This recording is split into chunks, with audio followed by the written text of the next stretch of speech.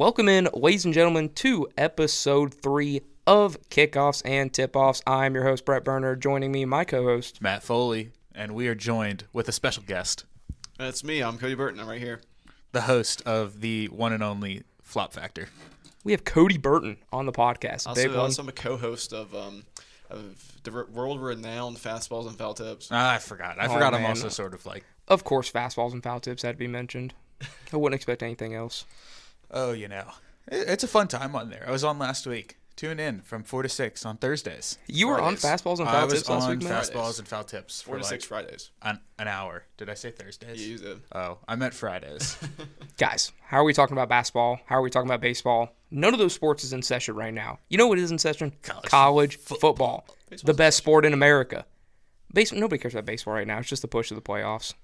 We already know who's going to win. It's all boring right now until September. The only thing interesting is the Rays might make it, but they'll probably choke. I mean, it's the Rays. What else are you going to expect from them? Ooh, Malcolm Simmons is on my screen. Auburn Tiger legend. So, week 2 of the college football season officially wrapped up. We are entering in week 3. Week 2, though, did have a lot of interesting contests. Some results that some of us were not a big fan of. Some of us probably a little bit more. But, week 3 is a really loaded schedule. We got a bunch of games to pick, and we actually are going to go ahead and start. I think we are going to pick first. Yes. Cody has somewhere to be, so. Yeah, so he's ruining the flow of the podcast. He is ruining the flow. I just want to rest for a little bit before having to come back here at 5. I know, Cody. You're tortured sports fan Cody Burton has to get home. So we're going to start out this week with the pick 'em. A lot of big games on the docket for week 3, but I think it's only right we start out with one of the biggest, our game of the week, West Virginia Pitt, the backyard brawl. 3:30 ESPN in Morgantown. U92's got that covered for you if you want to listen to it. Quinn Roby, Nico Corretto on the call, me, Cody, RJ, Gabe will be on pre-half post, correct? Yes. I think that's right. Yes. Yep, got everybody.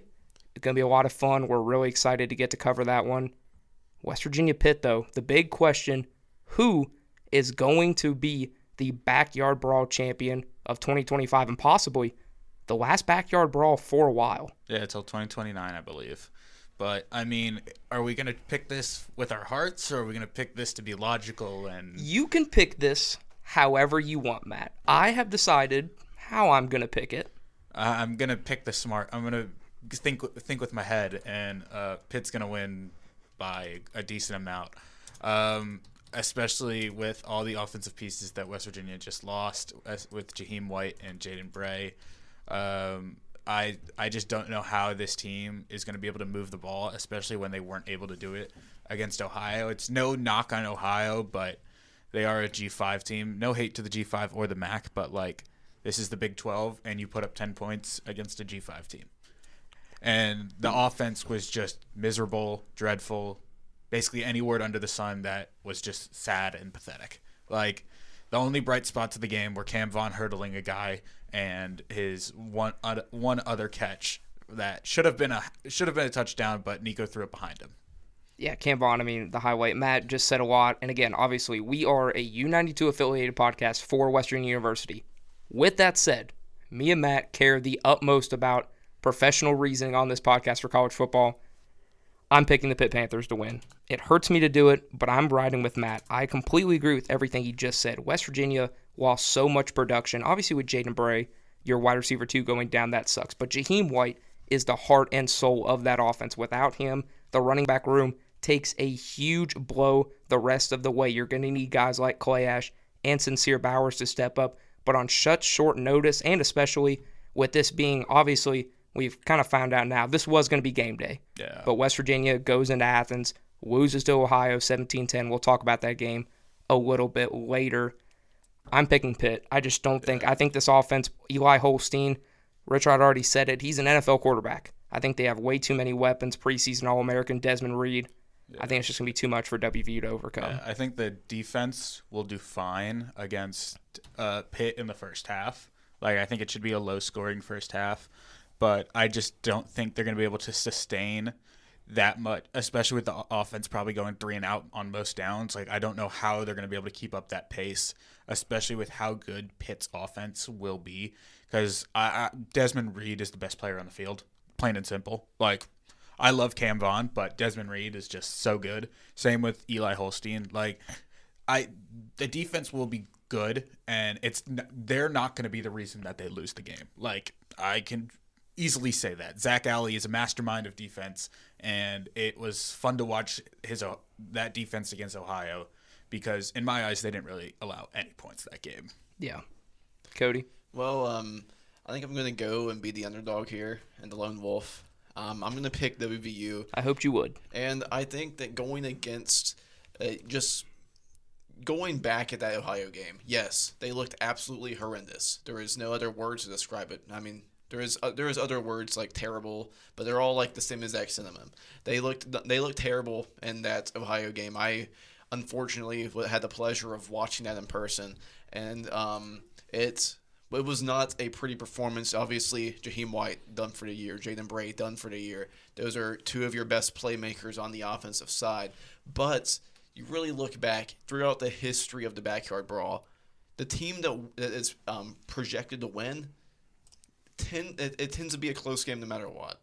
Like, a lot of the times the team that's projected to win, they end up winning. But other times, you could have Pitt going in and beating the best team West Virginia has ever had, or West Virginia going in and beating a highly ranked Pitt team. It's just anything can happen in the Backyard Brawl, and that's mainly why I feel like the West Virginia defense is going to be able to prevent Pitt from scoring. Eli Holstein is a phenomenal quarterback, but I believe from what I saw with the secondary, they kind of woke up in that second half against Ohio, obviously intercepting Parker Navarro multiple times. The front seven is still as good as ever. I'm a massive Eddie Kelly fan. I'm a massive Devin Grant fan. They're all really solid in the front there. Braden Siders, I love the bandit position in general, but I just feel like the defense is going to be able to win this game for West Virginia, and it's going to be a short leash. It's going to be a short leash for Nico Marchio. I think he's going to go in and be the starter for this game. It's going to be a very short leash. If he starts messing up, I really want to see Max Brown in there if he does start messing up. But if Nico Marchio is able to step up and throw, West Virginia's going to win.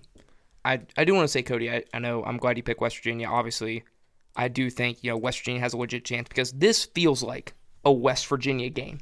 The bad loss on the road, you're going in, the fan base is at an all-time low, everybody's down on the team.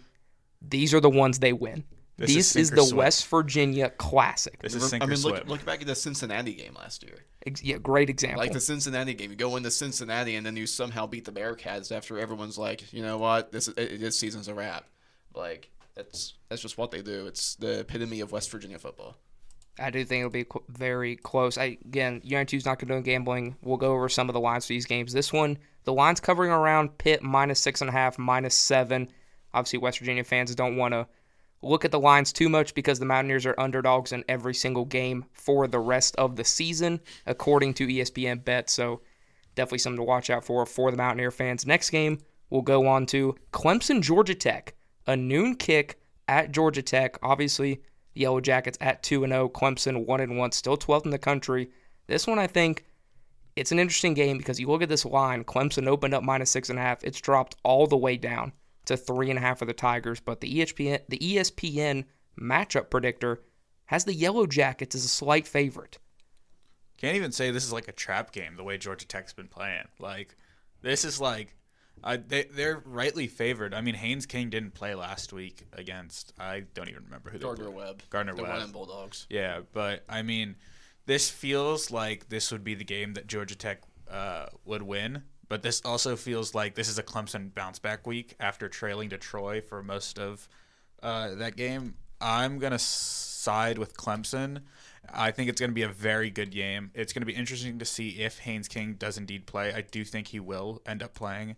But I just think that Clemson will get back on track and they'll stop starting slow because I really hope this team is at least good because the way that they've started the season has not made me feel confident, especially after I thought that they would be one of the better teams this year.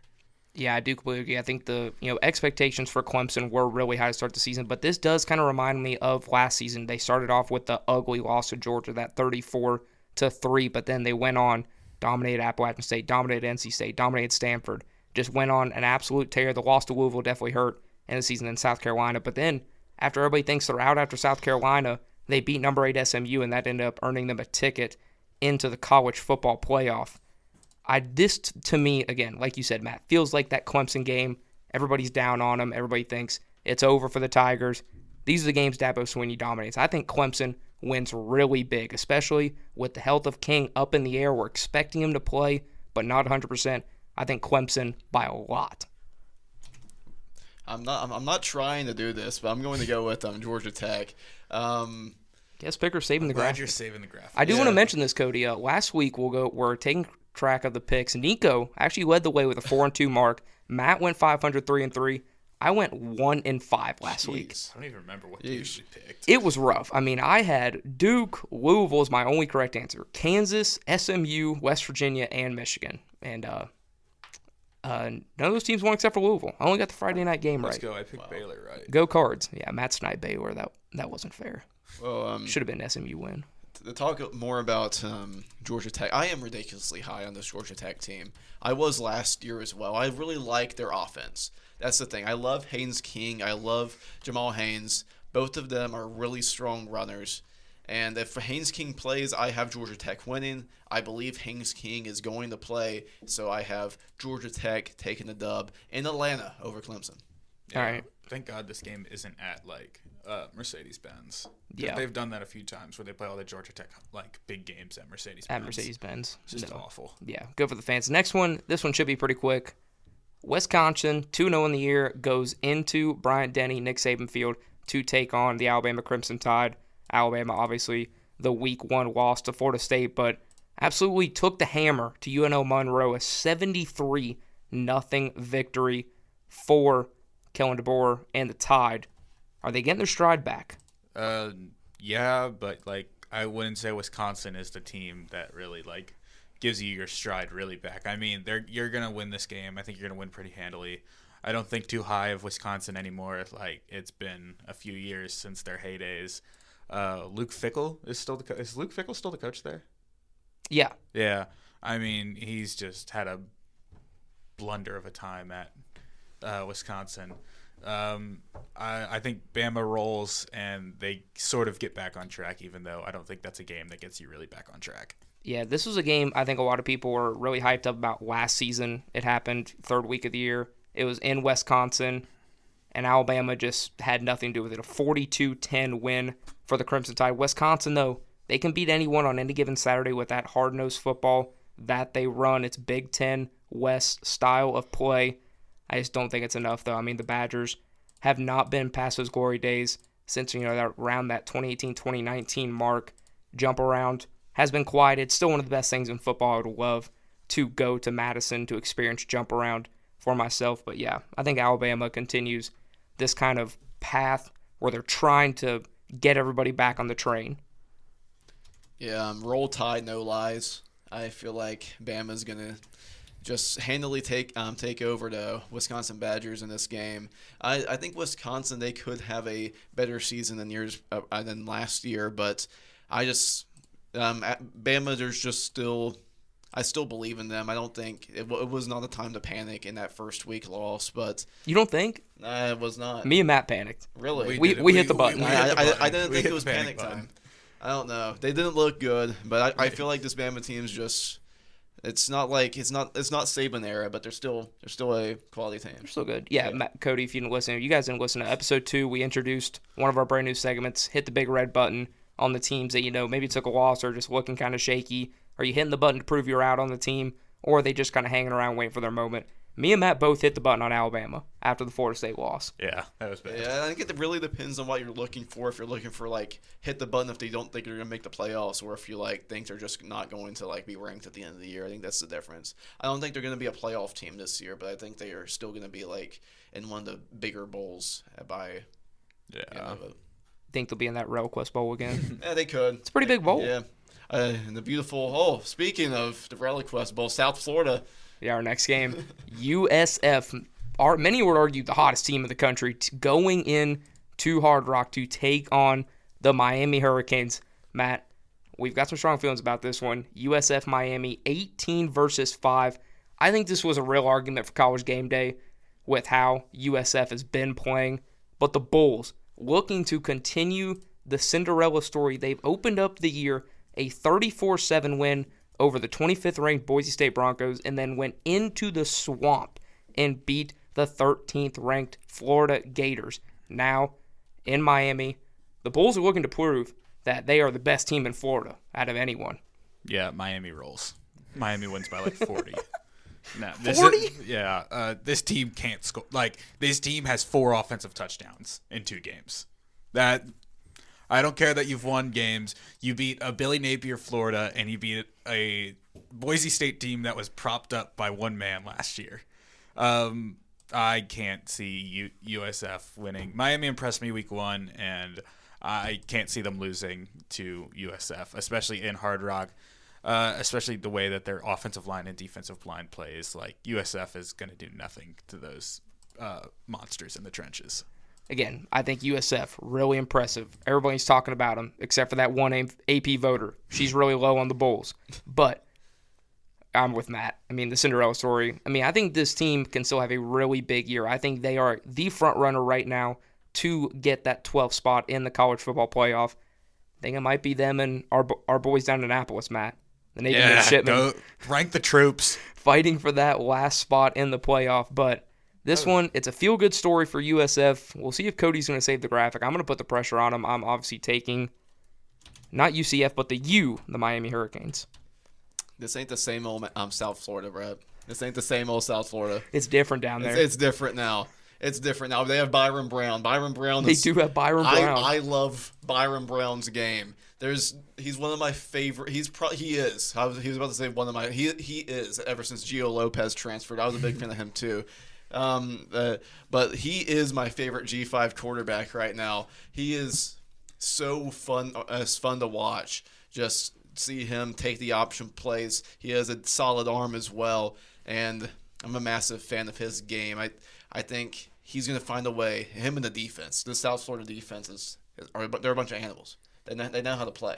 They know how to play football. They know how to play that hard-nosed, hard-edged football that everyone loves to talk about around here. That's what USF does. And I think the South Florida Bulls I could see them being ranked in the top 10 by the end of this year. I think the top 10? The top 10. By the end of the year. I think they're going to be around 6 or 7. Hold on. Okay. We're talking about the AP poll later, so we'll keep it. They're gonna run. I can see them running the table this year. We'll keep that in my top 10. Again, USF's schedule looks like this: Boise State, Florida, obviously 2 wins. You go at Miami. You have South Carolina State, Charlotte, at North Texas, the wins. Mean Green, FAU, at Memphis. That's the hard one. At Memphis versus UTSA. That and Navy are the 2 hard ones. At Navy. Yeah, that. A noon game at Navy. There's no way. No. The troops, this is the moment right here. And then you go to UAB, the ultimate just upset spot, and then end the year with Rice. Rice hasn't been relevant for a long time. Hey, they had JT Daniels for a little bit. They did have JT Daniels for a little bit, but that's about it. No. I don't believe. I think USF could be the team that gets to the playoff. I'm with Cody. I think this defense is really good. But like Matt said, 4 touchdowns over the first 2 games. The offense has just been slow. Is Florida as good as 13 in the nation? That's a little bit up for debate. Do they have Billy Napier? But they'd have DJ Wagway. Billy Napier cancels that out pretty. If you guys watched the Any Given Saturday on Netflix, it made me like Billy Napier a lot more than I did going into the year. But I don't know if I believe fully. Next game, I'm honest. I'm going to be pretty honest. This might be the game I'm excited for most this week. Arkansas, Ole Miss. The unranked Hogs go into Ole Miss, Lane Kiffin, Hotty Toddy, 17th ranked Rebels. Who's going to win this one, Matt? I wish this game was in Fayetteville. So you could hear him calling the Hogs. Maybe my favorite thing in football. This would make me want to pick Arkansas more. I would think trap game, but Arkansas is playing good. Taylor Green's playing out of his mind. You know what? I am going to go with Arkansas. Austin Simmons turns the ball over a lot. And I just don't think this Ole Miss team has that much like explosion that they did last year. And I just think the way that Arkansas has been playing, they do run. Ole Miss does run the ball very well. Lacey does well, but Austin Simmons just turns the ball over way too much. Matt, I'm with you. This is the You're year of the calling Hogs. Man, Matt, woo pig suey. If we weren't on air right now and these mics are super sensitive, I would call the Hogs. I love this Arkansas team. I adore Sam Pittman Jr. He is one of my favorite coaches across the entire country. Taylon Green, not a lot of people are talking about him. They're talking about these Heisman underdogs. I think Taylon Green's right there in the mix. 41 of 57 on the year, 561 passing yards, 10 touchdowns, and 2 interceptions. He is playing out of his mind to start the year. Arkansas's run game, really good. With Marco Washington Jr., he's got nearly 200 yards and a touchdown. Omega Blake, yes, it is Omega Blake. I did remember. Omega Blake, kind of a slow start. 12 catches, 185, 2 touchdowns, averaging 15.4 a catch. This guy is the go up and get it for the Hogs. I love everything that this Arkansas team is all about, and I'm with you. I just don't think Ole Miss, 17th ranked, is way too high for me. Austin Simmons has 576 yards, 3 touchdowns, 4 interceptions. I just don't see it. I'm not on the hype. I'm not on the hotty-toddy train. Give me the Hogs. I'm calling them. Woo pig suey.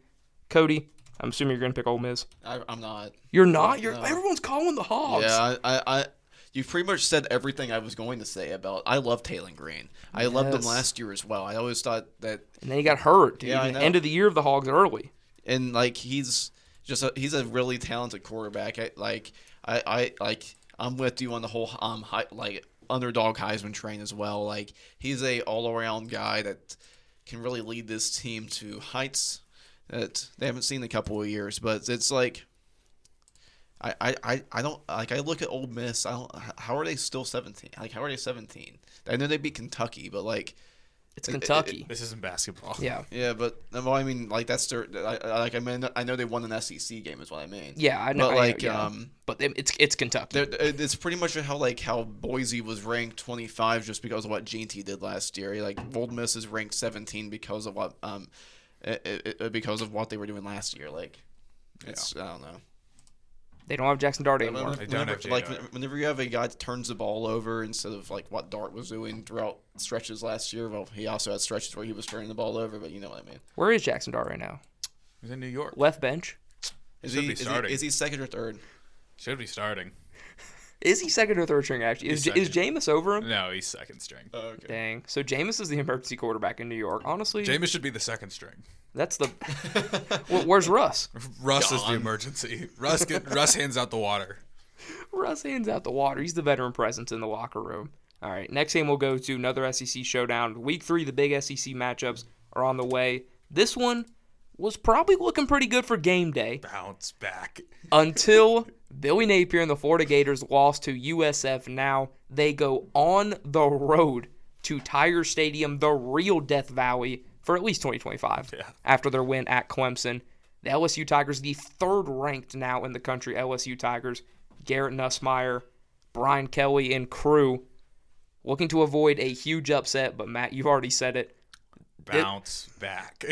This has the makings of some dangerous territory for LSU. Bounce back. This is the game where Billy Napier realizes his job's on the line and he's got to save it. So chalk me down for a Florida win and a DJ Lagway big game, because this is where Billy Napier saves his job and takes himself back off the hot seat and remains in Florida.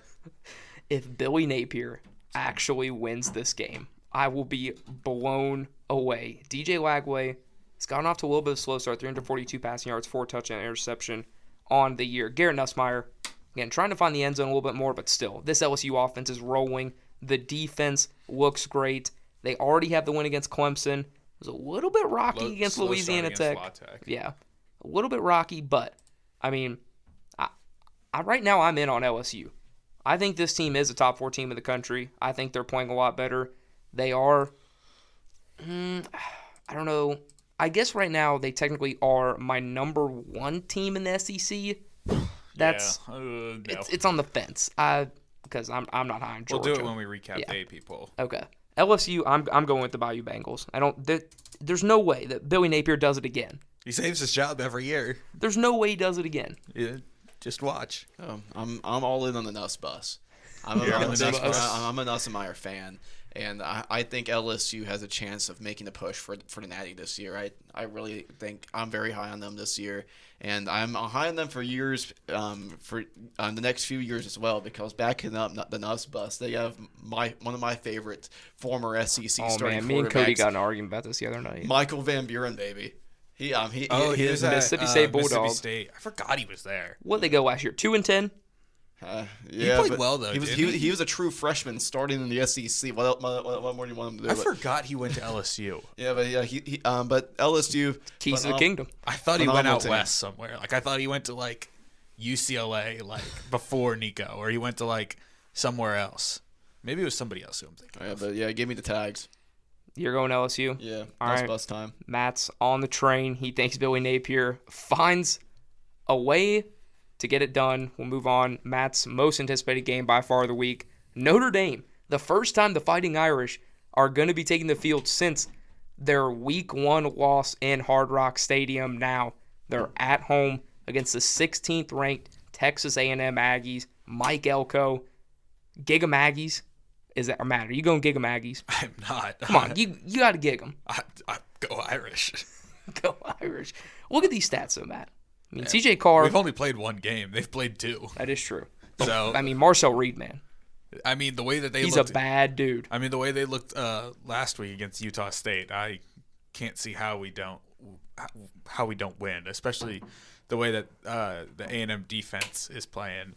But Mark Freeman said in the press conference they're going to use Love more. They're going to emphasize that they have to get him involved. They need to run the ball. They need to play hard-nosed. They need to have that defense. They need to play man. They need to blitz. They need to do everything that they did last year this year. CJ Carr just needs to keep playing how he was playing against Miami. He played great against Miami. Get the receivers involved. Don't run 9 screen passes to our wide receivers. Oh man, I have to talk about screen passes later. Can't wait to talk about that. Yeah, I mean this A&M team. This is going to be a very good game. I think this could be game of the week. This is a 7:30 kick in South Bend, first home game of the season. I just expect Notre Dame to come out firing and really show like the offensive line is what it is and the defensive line is what it is and dominate in the trenches. Matt, I know we talked a lot about in that week 1. Everybody went with the Irish. You thought that maybe it was a little bit of black cat. I'm going to save you this time. Thank you. I'm going A&M. I appreciate it. Giga Maggies, I really believe in what Mike Elko is building down in College Station. The resurgence of Texas A&M is officially back. This team can truly compete in the SEC every given year now. Maybe that's because of the payroll. That's for you to decide. But the oil money. Marcel Reed. Texas Tech has some oil money. We know they have oil money. Texas Tech has that oil money. Marcel Reed has been playing out of his mind. Leads the team in passing and rushing. He has 8 total touchdowns, 600 total yards of offense. Just himself, this defense is legit. I believe in Texas A&M. I think this team right now, I already said LSU. I would really like to see LSU and Texas A&M play. I think those two and South Carolina right now are kind of my tiers up in the SEC. I think you could put Tennessee in there. Obviously, everybody's going to say, where's Georgia? Where's Georgia? I'm really low on the dogs right now. I'm not barking for Georgia, but I'm going to go Texas A&M. Yeah, I'm going to go Notre Dame. I am also high on A&M. Marcel Reed's a dog. It's just, I feel like this is just going to be one of those. Marcus Freeman bounces back. Yeah, it's Marcus Freeman bounced back. Notre Dame's not going to lose 2 straight. Nope. Like that's never going to happen. Especially whenever they're going back home, hosting a team. Playoffs are on the line. Like if you lose today, you are not going to make the playoffs no matter what happens the rest of the way. There's going to have to be some crazy things. There's going to have to be a lot. You think so? Okay, well we'll talk about this A really lot quick. of things will have to happen. You think Notre Dame is out with the 0-2 start? They're going to need a lot to happen. They're going to need a win out and then like a lot of other things. USC is going to lose. Both Miami and A&M would have to make the playoffs. USC would have to be ranked by the time that they face them, which USC should be ranked right now, but that's up to the AP voters for some reason. Navy should be ranked. Navy should be undefeated by the time that they play them.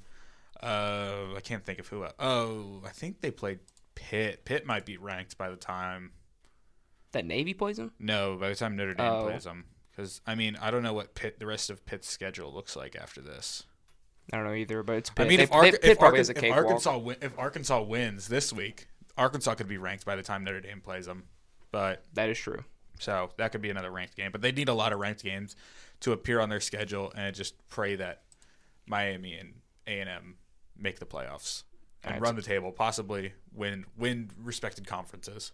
Yeah, what happens? I think it's probably going to be a 31-28 win too. I think it's going to be a close one. 31-28. Okay. Yeah, I should get an extra point if that I'll give you an extra point for that. We'll give you an extra point. We'll remember.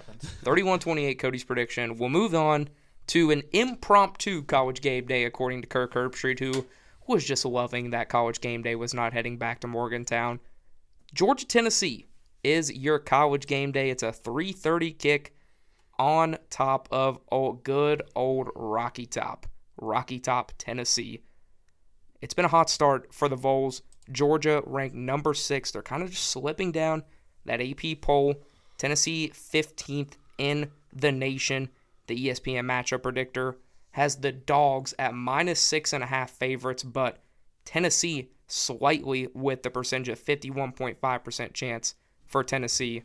It's been Joey Aguilar all season for the Vols. Gunnar Stockton trying to prove that he is just as good as any other Georgia quarterback that's came through the system. Can Georgia get it done, though? Not between the hedges. I think they can. I'm going to roll with Georgia. I think this team is very solid. I think they're being slept on right now. I think this team is sort of like flown under the radar. You think of all the top teams in the top 10. I think they're the team that has made the least amount of noise and gotten the least amount of attention. I think this team is very solid. I mean, they have played Marshall and Austin Peay. Yeah, I mean, yeah. But they got 2 good games coming up next. I mean, this team, I think you're really going to see Zachariah Branch really show out this game. And I think it's going to be that helps Georgia win. I think this is going to be a great game. I think Tennessee has been very impressive, especially with Joey Aguilar. I mean, after the whole quarterback debacle this offseason, I think this is playing out perfectly for Tennessee and how Joey Aguilar has played, and he's been everything that you could have asked for.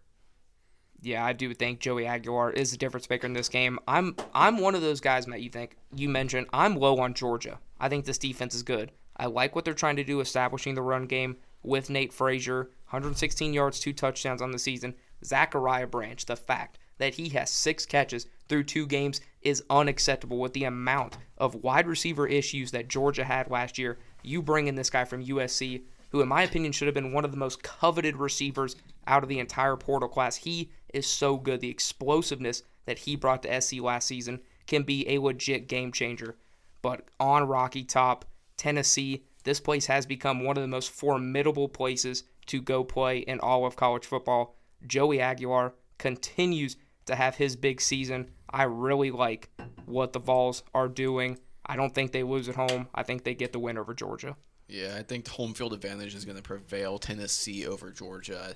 I think Georgia, I'm not as low on Georgia as you are, Brett, but I think that Tennessee is good enough to beat them at home. It's a very close game according to the matchup preventer. It's spreads 3.5 in favor of the Vols, 51.5%. 3.5?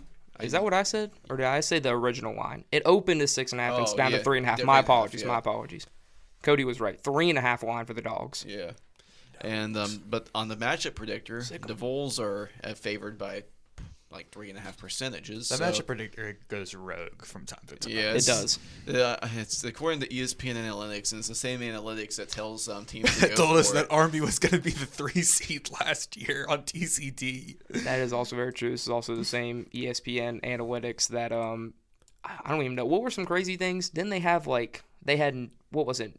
No Big 12 teams making the college football playoff last year. Army was the 3 seed. They had Navy making it. They had Army and Navy both in. They had Boise State as the 2, and there was some other weird stuff. ESPN Analytics. I'm a big Joey Aguilar fan, and I think he will power these Volunteers over the Bulldogs.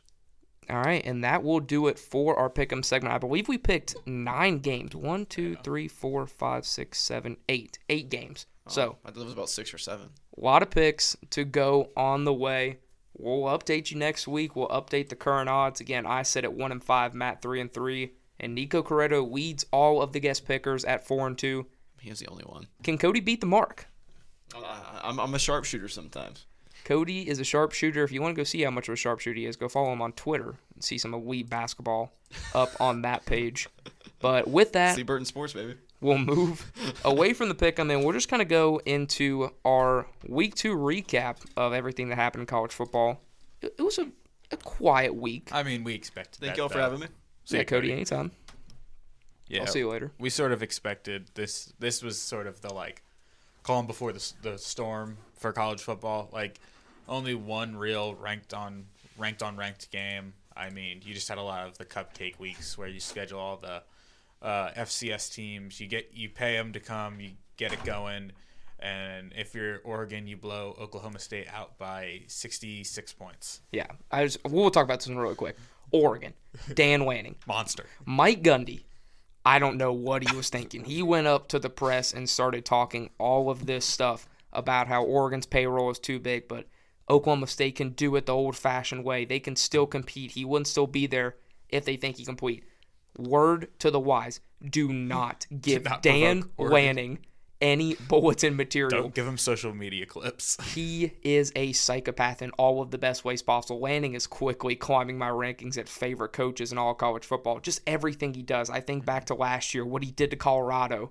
We play for wins, they play for clicks. What he did to Michigan, calling a timeout so the Ducks could watch the Wolverines leave the stadium, gladiator style. Dan Lanning is a monster. And this Oregon team, nobody's talking about him. They're up to fourth in the nation, 69-3 win. Dante Moore and the Ducks are continuing to roll. And in my opinion, I mean, this is all just setting up the major clash on September 27th, the whiteout against Penn State. The first time in a lot of years, the whiteout's actually going to mean something at Penn State. Can't believe that game's on NBC.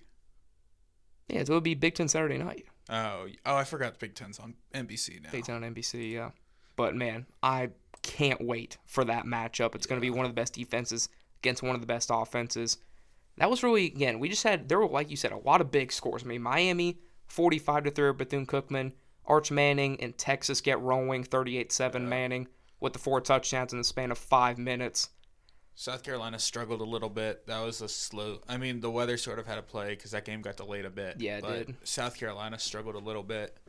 They'll be fine. They're playing Illinois. Illinois Duke. Let's talk about this one.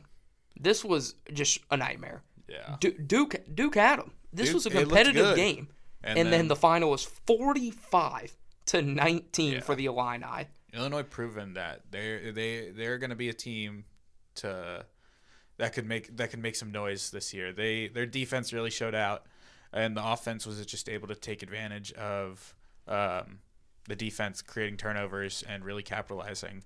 And Hudson Clement, I think he had 25 yards this time. I think he was 1 for 25. He's getting up. Hey, soon he'll be up to, if my math is correct, he jumped from 5 to 25. He'll be at 45 yards the following week. Hey, making progress. I'd take that any day. Yep. 45-yard receiving. I do think Mensah had a good game, though. He did. I think. But again, this was 14-13 going into halftime. Duke, again, at home, and then it just became the Illini. I mean, Luke Altmaier and company just fourth continued. quarter. All Illinois. Duke scored 1 time, and then Illinois had 2 touchdowns and a field goal in the fourth to just put the game out of reach. Yeah, put it in the coffin. I mean, it was just not close to the end. But like you said, the Illini gaining everybody's attention. Look at the stats here real quickly. I think they got Indiana next week. Illinois does? Yeah, I think it's Go Illini. Go Brett Bielema. Yeah. Luke Altmaier, 22 of 31, 296, 3 touchdowns. And then Darian Menza, 23 of 34, 334, 2 touchdowns, and an interception. So, again, not bad play from either team. Oh, Huddy had 2 catches. Hey, 2 catches, 39 yards. Doubling his stats. Double it up. Double it, give it to the next person. Hudson Clement says, I'll take it all for myself. But that was really, I think, one of the biggest games of, wow. Illinois might be a contender this year. I don't know. Oh, what a game. Yeah. This one is a really, really bad look for the Big 12. Yeah. I guess Arizona State isn't what I guess Scatabo really was the team. Scatabo. I just can't. Mississippi State, who was Sam Leavitt was terrible. This team was the laughing stock of the SEC. They were calling them the new Vanderbilt. 24-20 at home. The feel-good story continues. Blake Shapen had an incredible game. Nearly 300 yards, 3 touchdowns. And like you said, Sam Leavitt was awful. Bad. 10 of 22, 82 yards, 1 touchdown, and 2 interceptions. Jordan Tyson trying everything he could to get that passing attack going. He was basically the entire passing attack. I kid you not. I think Sam Leavitt had single-digit passing yards in the first half. I completely believe that. It was really bad. Like, he started off the game like 1 for 8 for like 4 yards. And that was how it was for like the majority of the half. Jeez. I mean, Mississippi State. It was bad. I mean, you just look at this prediction. It was they were signed with ASU saying they're going to come back. And then the Dogs just absolutely. And the Dogs crushed their hearts. Put them away. I mean, it was a game. I think wasn't it like really close. Like I think Mississippi State was up 17-0. Arizona State came all the way back, took the lead 20-17, and then in the last like 30 seconds, Mississippi State broke off that big one. Yeah, here it 40 is. seconds on the clock. Blake Shapen just threw an absolute bomb. 3rd and 9, and just one-on-one coverage downfield. I don't know what you're thinking there if you're the Sun Devils. Yeah. But Mississippi State gets a huge win, puts them back on the map with a win over, they believe they were 12th in the nation, Arizona State, at the time of the loss. As we said in the first episode. 12th? No. Didn't believe it. Didn't believe it, and we were right. We already talked about it, USF Florida. I mean, just a bad loss for Billy Florida. Napier. Just Billy Napier. Florida State, East Texas A&M. Not much you can say, but 77-3. If anything, they should be disappointed for letting up 3 points. Oh my goodness. To East Texas A&M. Okay, but Matt, forget about last season. Florida State's back. Thomas Castellanos. This team is a contender. I'm not going to say that after beating East Texas A&M. They beat Alabama.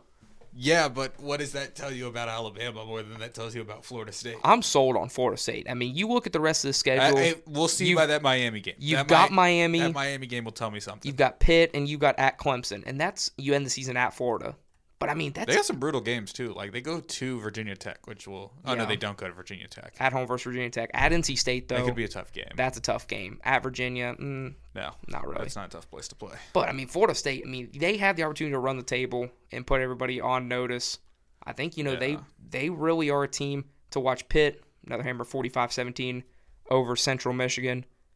Michigan plays this week. Yeah. Border War. What? Yeah, that was a good talk game. about that one. Yeah, really good game. Missouri, Kansas. That was a 12 o'clock game that I was watching. Started the Saturday off right. No, this one was 3:30, wasn't it? Oh, no, it was 3:30. Yeah. Because I was watching that before the West Virginia game for a little bit. Yeah, this one was pretty fun. And they talked about it a lot. Again, an old school rivalry renewed, one of the oldest rivalries in college football. They don't like each other so much. They can't even agree on what the series is. Yeah. There's a little bit of dispute back in like the 50s or something about some ineligibility from Missouri Tiger. We won't get into all that.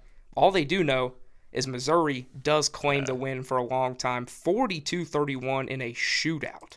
Yeah, Missouri Stadium is so weird. The camera angle was awful watching that game. It was. They were doing a lot of construction though on that left side. I mean, that run game for Missouri was just it. Like Ahmad Hardy. Beast. Jamal Roberts, beast. Bo Prabula should have been the starter at Penn State. This is what I want to talk about. Jalen Daniels, a pretty decent game, 18-30, 223, 2 touchdowns. Wasn't the best, and the pick couldn't really get himself going on the ground. He did have a rushing touchdown, but my goodness, Missouri. I was low on this team. I didn't know that they had this all in them.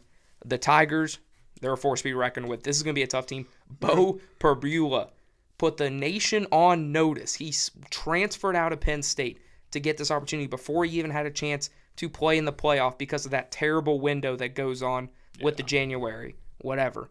Jamal Roberts, Ahmad Hardy, Bo Prabula, this offense is legit. Missouri proved it that this offense, I think, can hang with anyone. I do want to see Prabula against one of those top-ranked SEC defenses. I'd like to see him against a defense. Yeah.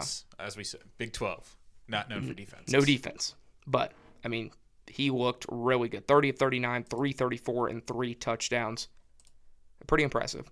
And I think I mean, Louisville, we had the Friday night game. We picked that one. Louisville, James Madison. Louisville got it That done. was just a not great game. Yeah. I mean, JMU kind of hung around for a little bit, and then Cards woke up in the second half at home. You just had the top teams. I mean, one more game to talk about. You saw Cyhawk. Oh, I was going to forgot. 16-13. It. Oh, shoot. Okay, never mind. There's three games still got to talk about here. We'll start with Cyhawk noon game. This is the one I was watching at noon. Iowa State. Cyclones get the home win. The series definitely shifted. Used to be dominated by Iowa. Now it's in favor of Iowa State for sure. It'll always be close, but yeah, you're right. Rocco Beck. This game comes down to kickers all the time, as Joe Klatt said during the Fox broadcast. Great broadcast by Gus Johnson, Joe Klatt, and Fox. One of the best crews in the nation. Yeah. Got Jenny Taft on the sideline too. It's tough to beat that if Gus Johnson isn't being biased towards one team. Mark Gronowski. Well, that's an Iowa stat line for an you. Iowa QB. His jersey's already being burned across campus. I don't know what Cyclones fans were expecting, and it wasn't like this was an all-out, great game for Rocco Beck. But yeah, Iowa State fans continue to say, if you just give us the football with 2 minutes left and put it in Rocco Beck's hands, we believe we can beat anyone in the nation. Fair enough. He showed it. Yep. It was the kickers too, though. I want to see how long that kick was. A 54-yard Kyle Kennardy. Two of the best kickers in the nation went up in this one. Drew Stevens, Kyle Kennardy. Kennardy got the last whack. A 54-yarder. It wasn't even close. No. I mean, it was good from 60. Yeah, that was a kick. But yeah, this game went exactly how I expected. 16-13 just sums up this game and series between these two teams. Yeah, low scoring. If you see Iowa, United's not condone gambling, but the under might be looking pretty good. Yeah. Then you had absolute shootout. Baylor SMU. A 2 overtime performance that the Bears get the win on the road over the Pony Express. Sawyer Robertson, what a game! Sawyer Robinson. I mean, I'm just gonna say SMU should just join the Big 10. I mean, the Big 12, the way that they play, because they're basically just a glorified Big 12 team, all offense, no defense. Basically, yeah. But it blew me away again. Robertson, 440 yards and 4 touchdowns. Then Byron Washington, 31 carries, 115 yards, 2 touchdowns. Bryson Washington, dog. Obviously, a little bit inflated with the overtime stats. I mean, Baylor had 2 receivers, basically over 150 yards. Yeah. I mean, Kobe Prentice even had 63 yards. SMU was throwing it around the block, but this is just a heartbreaker for Kevin Jennings and company. Mustangs can't get it done. Baylor even on the road after the tough Week 1 loss against Auburn. Yeah. They go into SMU, get the win. I'll talk about it for a minute. Let me talk about it, Matt. Michigan, Oklahoma. I was going to say, this is all you. College game day. It just a disappointing game. Now, a lot of people are overreacting. I'm not. Yes, it's a tough loss to take, but it's the 18-year-old's first start on the road against one of the best defenses in the Big 12, in the SEC, against one of the best defensive minds in Brett Venables. John Mateer is an absolute animal with the football. Right now, he is by far and away, he has moved himself into the top 5 of my Heisman rankings. He looked amazing in this game. I mean, Michigan just had no answer for what he was throwing at him. But the Wolverines take the loss. I do think, again, Michigan, you talked about with Notre Dame, the screen passes. If you're going to pay all this money to get Bryce Underwood there, let him throw the football. You have Donovan McCulley. He does need receiver help. It sucked. Marlon Klein, the tight end for Michigan, one of their best receivers, did not play this game, had an ankle injury. Michigan, though, it's just tough. They hung around, but Dave Portnoy, take everything he says with a grain of salt. If you ever want to come on the show, though, I'll gladly take you Stool Presidente. It was just, they played like they didn't want to get blown out. They only had 1 touchdown. Justice Haynes broke off the big touchdown to start off the second half, but they just played conservative. And it cost them. Oklahoma played to win, and that's exactly what they did. 24-13 the final. Michigan was 18-2 in their last 20 games that kicked off after 5 p.m. before this one. Move it to 18-3. It dropped the Wolverines to 23 in the AP poll. I don't think it's a bad loss. Obviously, you can recover from it. I think it does give Michigan, though, a lot to grow on this season, which I think it's going to help them a lot. In the grand scheme of things, I think it does help them. Yeah, I'm not going to criticize Bryce's performance. I thought this game wasn't on him. I thought this game was more of a wake-up call to Michigan that they need to get receiver help for. Badly. Yeah, like they can't just rely on just running the ball and just hard nose and just hope that your defense can come up, especially if you play these top ranked offenses and stuff, and you play these quarterbacks who can score like that. You're gonna need to find receiver help. And I thought Bryce did a decent job. I thought the play calling was also not great. I thought Bryce was not flustered. Don't let anybody tell you that. Bryce was not flustered at all by the crowd. I mean, he is a legit top quarterback in college football. Yeah. He just needs the help. I mean, Donovan McCulley is the guy. Yeah. You've got to get him the football more. He made that incredible helmet catch to basically keep Michigan in the game, but he needs help. Yeah. And then, go ahead. I think, there needs to be, some, help with Sharon Moore, because he still continues, in my opinion, to make these first-year coach, which he sort of is still a first-year coach, but he's playing it too conservatively, what I've seen, instead of opening up the playbook and letting it get loose.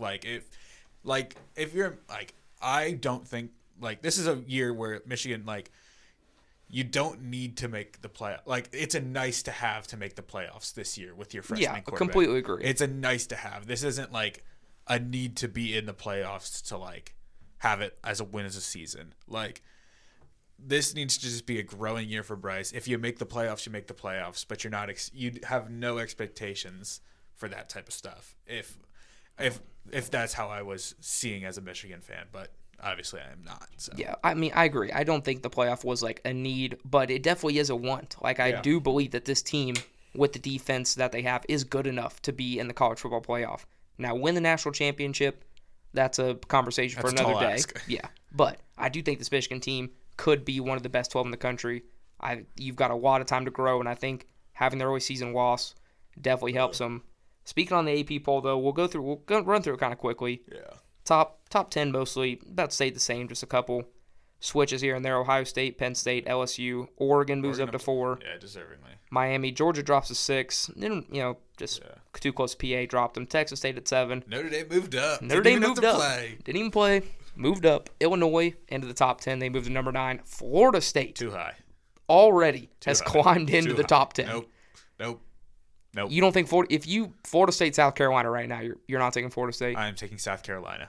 Me too. I like this Florida State team. I'm taking Clemson as well. I'm taking Oklahoma. Iowa State, no. Yeah. Tennessee, yes. Yeah. A&M, yes. I don't even know who's after A&M. Ole Miss, no. USF, no. Bama, I guess no. I hope not. Utah, yes. Utah, okay. Utah rolls. Utah should be a top 15 team. I'd switch Utah and Iowa State, but I guess you have to have Iowa State after Utah hasn't really played that many other teams. Yeah. But, yeah. Just some other big jumpers. Oklahoma went up to 13. Tennessee moves all the way up to 15. They're boosting game day with that ranking, too. Yeah. South Florida, all the way to 18, top 20. You've got the 2 wins against the ranked teams, but top 20 seems high. No. You can't look at me with a straight face and tell me that any team below them would lose. You can't tell me they'd beat any of those teams from 19 to 25. I think there are teams getting votes now that I would still take to beat USF by double digits. But they're the Cinderella team. You beat the 2. You got to rank them. You could rank them, but you can't rank them 18th. Just give them their moment in the spotlight. I'll give them 20. They're about to play Miami. They can have 25, but 18 is give them their moment. Give them their moment. Alabama moved up 2 spots back into the top 20. Okay, whatever. Fair enough. Utah, rank 20. It's a good spot. Texas Tech. Also rank them higher.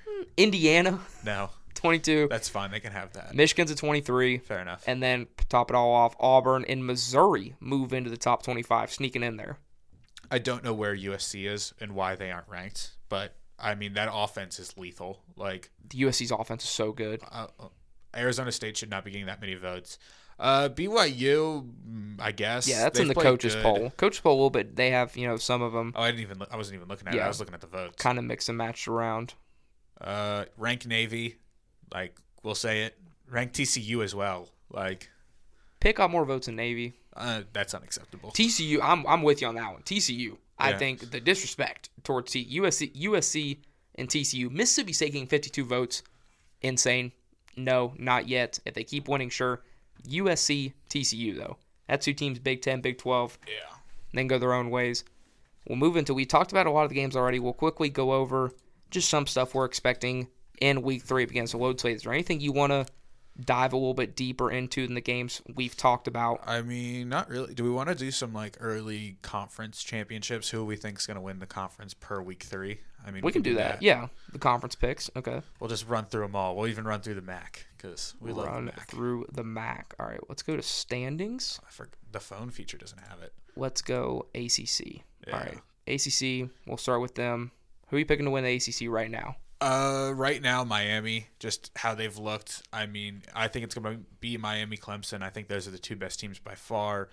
I like Miami to win the way they've been playing. They do tend to choke late in the season. Mario Cristobal here and there. I think it would be a great game between Miami and Clemson, and I wouldn't be mad at whoever won that game.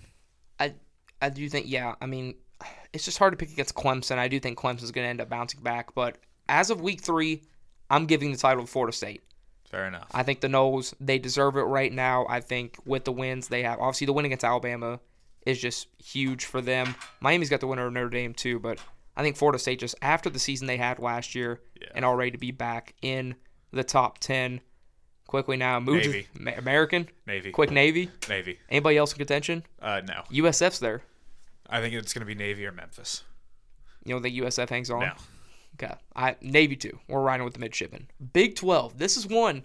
I think there's a lot to talk about right now. There's a lot going on right now. I mean, what else would you expect from the Big 12? That you have no idea who is in the lead in this conference. And we're not going to know until the title game's set. That's true. I mean, what was it last year? There were 4 to 5 teams that had like 30. There were 7 teams at one point, like in That's November, crazy. that still had a shot. But early favorites, I like Utah and I like Texas Tech. I really like Utah. I think I like TCU a lot, but I love Devin Dampier. I love the Utes. I think that's one of the better teams in the country, more or less the Big 12. Yeah, I will agree with you on Utah, but I'm definitely not leaving Iowa State out. Yeah, I think Iowa State is undoubtedly the first or second best team in this conference. I think they need to prove that they can I think they beat Texas Tech handily, and I think they would beat TCU. Not handily, but it'd be close. I just need to see Rocco Bex play a little better this season. Okay. Because he's played a little slow to start out, but I can see that. Moving to the Big Ten. This is another one. I mean, just powerhouses right now. anybody but Penn State. Probably Oregon. You're going to Oregon? I think I'm going to go Oregon. Wow. I like how Oregon's played. I think they're gonna beat Penn State. And I just like how they've been playing. I think this could be the year that the Ducks get it done. I mean, there's just so much going on in the Big Ten. There's Indiana. 1, 2, 3, 4, 5, 6 teams ranked. You've got Illinois, Indiana. I mean, obviously Ohio State. But, I mean, as of right now, I do think the whiteout's going to be so crazy with Oregon and Penn State. I think, to me, I'm with you. I think Oregon is actually the team I would go with to walk out of the Big Ten holding the trophy. Yeah. But, man, this conference can just go so many ways. I don't think Michigan's out of it. Yeah. You want to do Conference USA? Sure. Do it quickly. Okay. Conference USA. I don't even know who's. Not a lot going on. This was a conference that had a lot of, the teams Kennesaw State, Delaware. The Blue Hens moved in. We'll just go with the undefeated team in New Mexico State. New Mexico State? Actually, no. We're going to go with Western Kentucky. High offense. Yeah, really high offense for Western Kentucky. Jack State, obviously, still right there. Yeah, I'll go Western Kentucky, too. I don't think... We're just going to go with the high offense. Yeah. I think FIU, though. Nobody's really talking about FIU. Pitbull. You know that? Oh, yeah. Have you seen that stadium? Yeah. Oh, yeah, dude. Pitbull's got them rolling in the NIL money. The FBS Independence, that doesn't matter. That's Notre Dame. Into the MAC. The MACtion. Oh, a lot of 1-1. Who's winning the MAC right now, Matt? I know who I'm picking. We'll go with Ohio. Yeah, that's right. Back to back. We'll go with Ohio just because I've only seen them play. I don't think it's close right now. I don't think anybody else in the MAC right now. There's a lot of 1-1. It's really a lot of 0-2. Yeah, touching the Bobbies. I mean, I think nobody is 2-0 in the MAC. I mean, they probably were all paid a good check week 1. Pretty true. But yeah, I mean, I don't think right now he's got him in a good spot. Mountain West. Going out west. Get another one. UNLV. I refuse to believe UNLV. that Dan Mullen will have a win. Dan Mullen.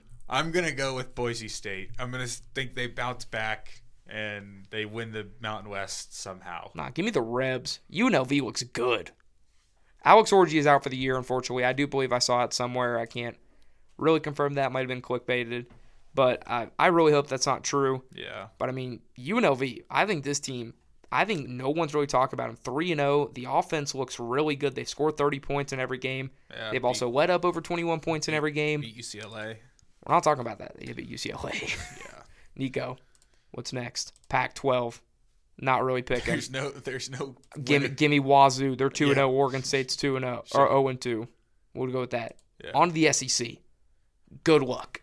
Right now, give me. I don't even know. Yeah, good luck. Oklahoma has 9 ranked games in a row. Probably not them. Missouri definitely not. Ole Miss definitely not. Auburn no. Vanderbilt. Tune into TCT for Vandy. South Carolina no. A&M no. You know what? We'll just go with Georgia right now. But this is like the preseason. Like there's a lot of ranked teams there that could do it. Do a lot of damage. Yeah, I mean, week 3, I think you've got to give it to LSU. But, I mean, just teams that nobody saw. I think Tennessee's right there. I still think Texas. I believe in Arch Manning wholeheartedly. I think this Texas team could 100% still win it. And dark horse again, I'm telling you, Arkansas. Yeah, no. It's just a tough schedule for the Hogs, but So I mean, they can do it at Memphis, Notre Dame, Tennessee, A&M, Auburn, Mississippi State, LSU, Texas, Missouri.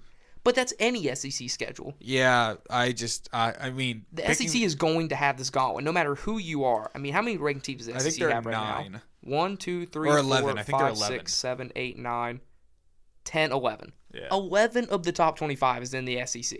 And State is like the 26th technically. Yeah, Mississippi State's right there. Vanderbilt receiving votes. I think Arkansas is also receiving votes. I think all of them are receiving votes except for Kentucky. That's probably true. Because I know Florida's still receiving votes. Yeah, definitely. Sorry, Kentucky. And then last conference, Just wait till basketball. the Sun Belt.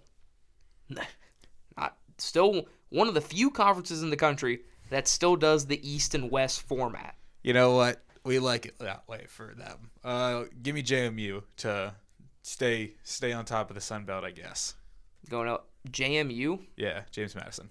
I mean, App State looks really good. Coastal, definitely not Marshall. Thunder and Bird look terrible right now. Sorry, Coach Gibby, I love you, but search Kai Long. Like, what are we doing? Southern Miss, Charles Huff.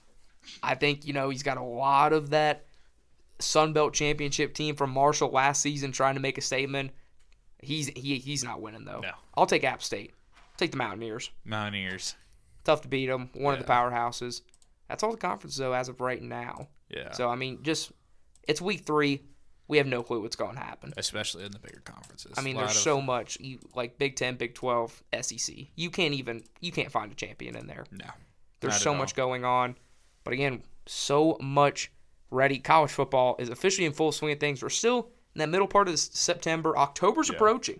October is coming. I'm seeing a lot of people with sweatshirts on outside. It's getting to be sweatshirt weather. I like it that way. As long as it doesn't get too hot and we get a nice crisp air, I can wear a sweatshirt and not sweat in it, and This weather's good right now. About It's the great. mid-70s. I'm ready for it to drop. I can hang on till end of September. Keep it mid-70s. I was going to say. Once it gets about middle through October, Put it I'm in ready the for it to 50s. start going down. 50s, Put it in the 50s. 40s. Oh, no.